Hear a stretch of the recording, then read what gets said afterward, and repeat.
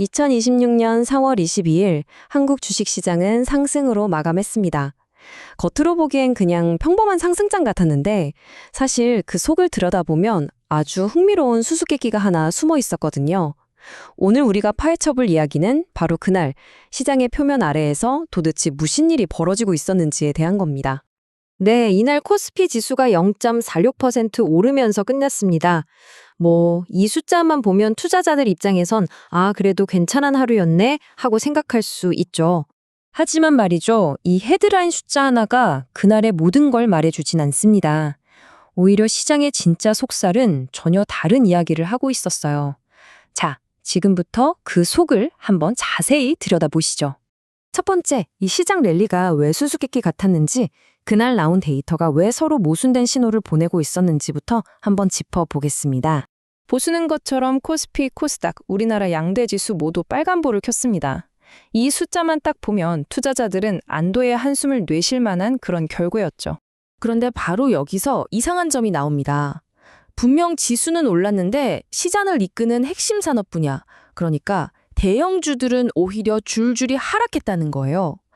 아니 그렇다면 대체 이 상승은 어디서 온 걸까요? 자, 그래서 저희가 첫 번째 단서를 찾아 돈이 어디로 흘러갔는지를 한번 따라가 봤습니다. 과연 어떤 투자자들이 사고 또 어떤 투자자들이 팔았을까요? 이 질문이 바로 오늘의 미스터리를 푸는 가장 중요한 열쇠입니다. 시장의 큰손이라고 불리는 기관들이 다 팔고 나갈 때 그 엄청난 물량을 받아낸 주체는 과연 누구였을까요? 자, 이 그래프를 보시면 그림이 아주 명확해집니다. 외국인하고 기관 투자자들이 합쳐서 1조 원이 넘는 주식을 그냥 다 던졌습니다. 그런데 그 반대편에서 바로 개인 투자자들이 이걸 전부 다 받아낸 겁니다. 무려 1조 2천억 원 가까이 사들이면서요.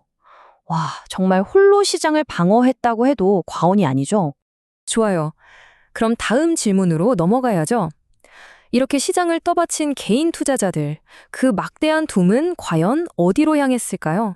개인 투자자들의 매수세는 시장 전체를 골고루 사들인 게 아니었습니다. 대신 아주 소수의 특정 테마에 그야말로 집중 포화를 퍼붓는 양상을 보였어요. 그리고 이 표가 그날의 상황을 아주 극명하게 보여줍니다. 우리나라 증시의 허리라고 할 수 있는 반도체 섹터는 오히려 마이너스였죠. 그런데 저 위를 좀 보세요. 창업 투자, 가상화폐 같은 테마들은 7%, 11%, 이건 거의 폭등 수준으로 올랐습니다. 돈이 완전히 이쪽으로 쏠린 거죠. 자, 이제 퍼즐 조각들이 다 모였습니다.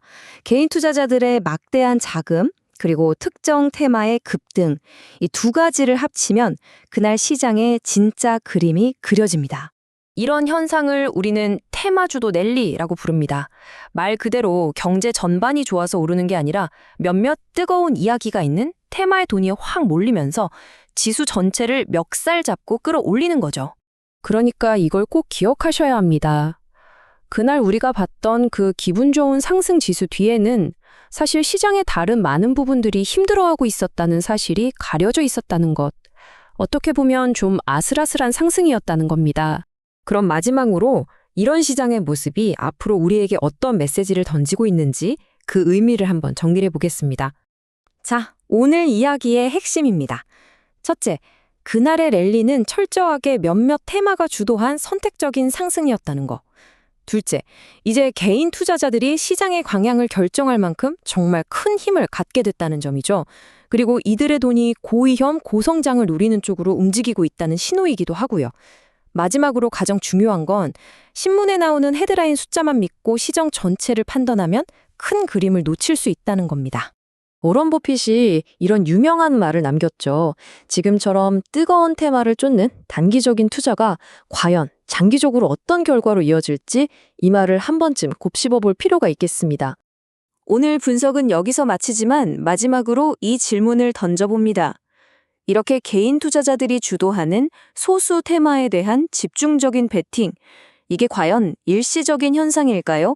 아니면 앞으로 우리 시장의 새로운 표준, 즉 뉴 노멀이 되는 걸까요? 어쩌면 이게 앞으로 우리가 가장 예의주시해야 할 변화의 시작일지도 모릅니다.